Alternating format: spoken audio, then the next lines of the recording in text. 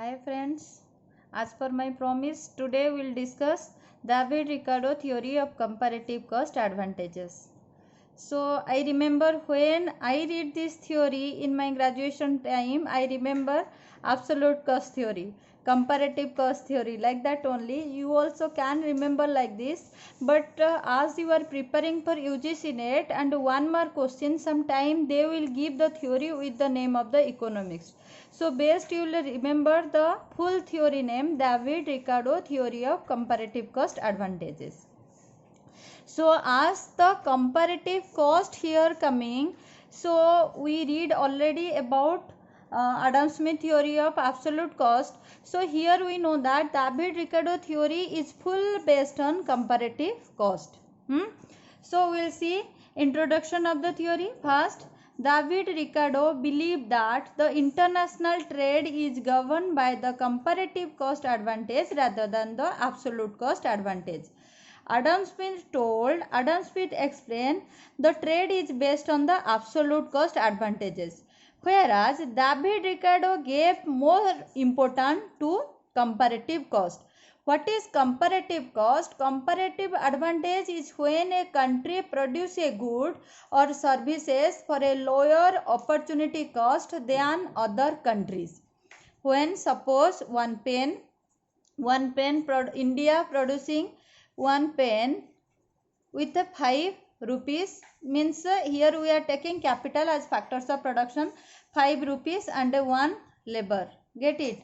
Same pen USA is making with a 2 rupees with the same 1 labor. So here David-Ricardo want to tell what is the trade. Trade is not depending only upon absolute cost, it depends upon the comparative cost. Comparative cost means when a country produce any type of goods and services for a lower opportunity cost. Get it? When a country produces goods and service for a lower opportunity cost than other country. What is that? I will explain it down. I wrote the full explanation here. Now question is that why one goods and service two country produce in different cost or different factors. The principle of comparative cost is based on difference in production cost of similar commodities in different countries. In different countries, same product produced in different factor of production. So that only I told, the principle of comparative cost is based on the difference in production cost of similar commodities in different countries. So production cost differ in countries because of geographical division of labor and specialization in production. It is the main reason, geographical division of labor and specialization in production. It may be differ for difference in climate, difference in natural resources, geographical situation and efficiency of labor. May be any one reason, may be the important reason. For different costs, production cost differ in different countries. So the comparative cost it created in a country when a country can produce one commodity at lower cost than other country for a lower opportunity cost. And opportunity cost may be a new word for you. Suppose for a producer 3 to 4 option is there, 5,000, 3,000, 2,000. Either for producing one product with different factors of production, capital will be 3,000, 5,000 and 2,000. If after 3,000, after 5,000, 3,000 will come. But if for any reason a producer don't choose this 3,000 and choose the 2,000, that is known as opportunity cost. Opportunity cost means next best alternative. Get it? Opportunity cost measures a trade-off. Get it? So each country specializes in the production of that commodity in which its comparative cost of production is the least. So what David-Ricardo want to tell, according to David-Ricardo, what is the international trade? It based on comparative cost. Comparative cost means when a country can produce one commodity at a lower cost than other country. So why the cost differ? The cost differ for different region like geographical division, difference in climate, natural resource, geographical situation, efficiency of labor. For any reason, the production factor, the production cost differ. So each country specializes in the production of that commodity in which its comparative cost of production is the least. So David Ricardo told here, David Ricardo explained here, when a country enters into trade with some other country, when a country enters into trade with some other country, what they will do? It will export those commodity in which its comparative cost of production is least. The country will export the product where the comparative cost of production is least and import that product where the comparative cost of production is high. Get it? David Ricardo, the main core of the theory is that David Ricardo told the international trade based on the comparative cost. So therefore, when a country enters into trade with some other country, it will export that type of good, it will export those commodity in which its comparative cost of production is the least and import that type of goods and services which comparative cost of production is high. Get it? So as I told, it is a theory. First we saw the introduction part, then we'll see the assumptions. They use 2 into 1 model, means two countries, then 2 goods and 1 factors of production. Get it? That 1 factor of production is labor. Clear? So cost of production equal total labor cost. That means what I told, the cost of production equal total labor cost. That means the number of labor units employed to produce each. Then third one, all the units of labor are homogeneous. That is very important. Then the production function are characterized by the constant cost. That is very easy word, you can remember, constant return to scale, not increasing return, not diminishing return, it is constant return to scale. Then no transportation cost, no barriers to trade, there is trade in between two countries. These are the assumptions. Assumptions are very important when we will discuss about again criticism. Get it? Then explanation of the theory. 3 type of difference in cost are there. We are giving importance to comparative cost difference. According to David Ricardo, all the time trade will be beneficial. International trade will be beneficial when it will be trade according to the comparative cost. So to see the comparative cost, we can understand the comparative cost very easily if we will see the absolute difference in cost and equal difference in cost, what I already explained in Adam Smith theory. For your better understanding, again I will explain absolute difference in cost, equal difference in cost and comparative difference in cost.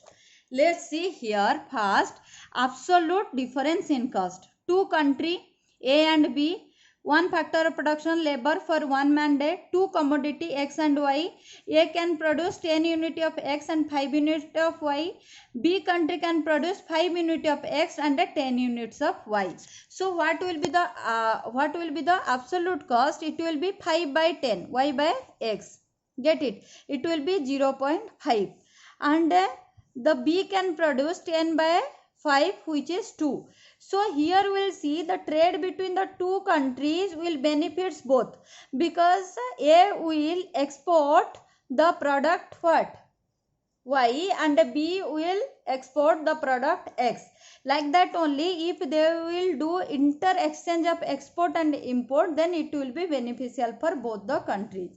Second, equal difference cost, that also I explained. Two country A and B, 2 commodity X and Y, A country producing 10 units of X and 5 units of Y, B country producing 8 units of X and 4 units of Y. So here you have to see it producing more unit of X, A country producing more unit of X and more unit of Y. So here you will see that if we will see the cost ratio in between the two, it will be 2.1. When the cost difference are equal, no country stands to gain from the trade. Get it? When the cost difference are equal, 2.1 here, when the cost difference are equal, no country stand to gain from the trade. Hence, international trade is not possible. So, here as country B producing both the product in less cost, so how export and import will be possible in between the two countries? So, if there is equal difference in cost, then the trade will not possible. Then here we will see that the comparative cost. What is comparative cost? Again, two country A and B, two commodity X and Y, one factors of production, they will be labor. A country producing 12 unit of X and 10 unit of Y. B country producing 16 units of X and 12 units of Y. If you will see comparative cost, you will see that how many units, 1 unit of X equal to how many unit of Y. First we will see this one. See, I wrote little bit hat-trick manner, very idiot fellow I am, seriously. You just see this much only. Get it? Forget about the down part. You just forget about this part, just see this part only. Country A producing X unit, 12 units, Y commodity 10 units. Get it? So 1 unit of X is equal to 1.20 of Y commodity, and 1 unit of Y is equal to 0.83 of X commodity. Same, if we will see in country B, 1 unit of X equal to 16 by 12, it will be 1.33 units of Y. Like that only 1 unit of Y in country B equal to 12 by 16, which will be 0.75 unit of X. That means if we will see 12 by 16 will be will be less than 10 by 12 will be less than 1, means both commodity will be, it will be must be greater than 1 here, less than 1 here. So trade is beneficial for both countries if we will see it will be trade according to the comparative cost. Get it? So this thing we can explain. What I explain here, the comparative cost means same commodity, X commodity, but the cost is differ for due to some reason. So where the comparative cost, as I told here, where the comparative cost is least means that will export, and the comparative cost is more means that the country should import.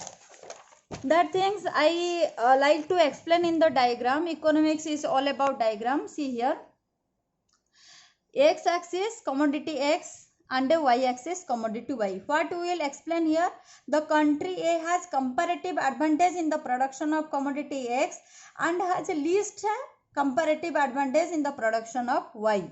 That we will see in the diagram. Commodity X axis, it is commodity X. Sorry, I want to show the diagram in a very nice manner.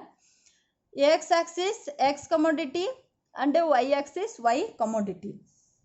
PQ is the production possibility curve of country A and RS is the production possibility curve of country B.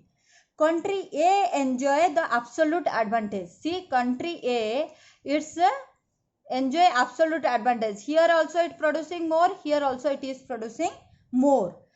Why? Country A enjoy the absolute advantage in the production of both X and Y over the country B. It produce OQ unit of X or OP units of Y against OS unit of X and OR unit of Y produced by the country B. So both the slope of RT reveals that A has a comparative advantages in the production of commodity X. When we saw the slope here, after the RS we saw another slope here RT. That RT reveals that A has a comparative advantages in the production of commodity X. How? Because if it gives up the resources required to produce OR of commodity, it can produce OT, which will be greater than OS of commodity X. So on the other hand, if it give the resource required to the production of OS of unit X, it would be able to produce the commodity X by an amount less than OR. So thus the country A has a comparative advantage in the production of commodity X, and the country B has a less comparative advantage in the production of commodity Y. That is the comparative cost of advantages. Now we will see what are the criticism of the theory. As I told, from the assumption only we got the criticism. Two country, two commodity model is unrealistic. Because in actuality, if you will see, international trade is among many countries trading in many commodities. Second, factors not fully mobile internally. Factors not fully mobile internally, even within a country. Factors not move freely from one industry to another or from one region to another. The greater the degree of specialization in the industry, the less is the factor mobility. Get it? So that is also criticized. Then unrealistic assumption of labor cost and constant cost. What they told about labor cost, in calculating production cost, it takes only labor cost and neglects the non-labor cost involved in the production of commodities. Whereas in the factors of production, we found 4 factors, but they took only the labor cost. Then what is the constant cost? I told constant returns to scale. In the real world, the fact is that there is either increasing cost or diminishing cost. Thus, this assumption of constant cost is seriously very unrealistic.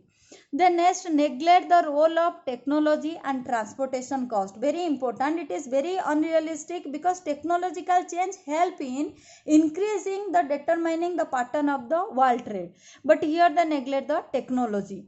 Then next, transportation cost. There also I wrote here in assumption no transportation cost. So when we ignore the transportation cost, it is highly unrealistic because transportation cost play an important role in determining the pattern of the world trade.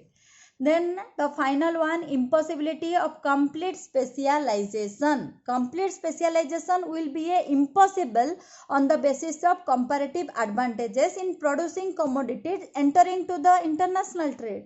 So if we will conclude, we can see that the classical theory of international trade has been developed on unrealistic assumption because that all the assumptions are criticized badly. But you can also feel that we can't completely discard the theory because the theory of comparative cost, even we drop many of its assumptions, the theory stays to explain the phenomenon of trade. What is the actual criteria of trade? According to that type, the theory gave a good effort for it. This is all about David-Ricardo theory of comparative cost advantages, where comparative cost only very important. If you will understand what is comparative cost, then everything will easy for you. Thank you class. This is for today.